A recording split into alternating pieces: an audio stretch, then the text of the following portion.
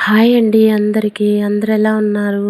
ఈరోజు శనివారం నేను పూజ అయితే ఇలా చేసుకున్నాననమాట. పూజ అయితే తొందరగా అయిపోయింది. ఇంకా కొన్ని బట్టలుంటే తెచ్చి లోపలికేసేసి మడత పెట్టేద్దామని ఇక కొంచెం నిదానంగా పని చేసుకుంటూ ఉన్నాను. ఇక దోసకు, ఇడ్లీకి కూడా నానబెట్టేశాను పొద్దున్నే.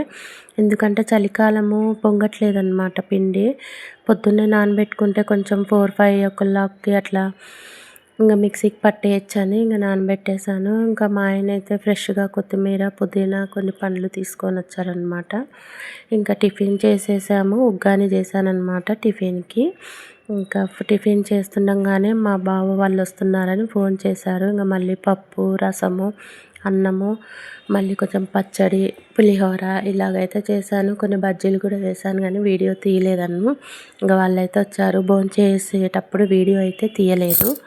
ఇంకా వీళ్ళొచ్చేసి మా బావ వాళ్ళ అబ్బాయి, కోడలనమాట. కొత్తగా పెళ్ళయింది. వచ్చారు కదా అని పసుపు బొట్టిచ్చి అయితే ఆ అమ్మాయికైతే చీర పెట్టాను నేను.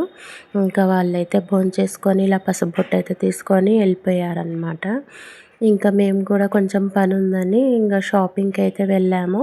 మా అమ్మాయి మ్యారేజ్ డే వస్తుంది. ఏమన్నా శారీస్ తీసుకుందామని షాపింగ్‌కి అయితే వెళ్ళామన్నమాట. ఇంకా చలిగా ఉంది కదా, ఎండనే అనిపించట్లేదు బయటికెళ్తే. చల్లగా ఉంది.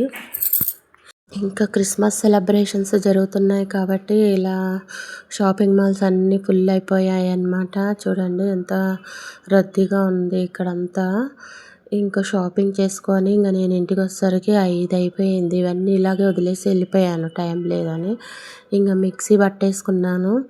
దోస పిండి, ఇడ్లీ పిండి కలిపేసి ఇలా కబోర్డ్‌లో పెట్టేశాను అనమాట. బయట ఉంటే కొంచెం చలి కదా, పొంగట్లేదు పిండి. అందుకే ఇలా కబోర్డ్‌లో పెట్టేశాననమాట. మా అమ్మాయికి కూడా కొన్ని పంపించాను.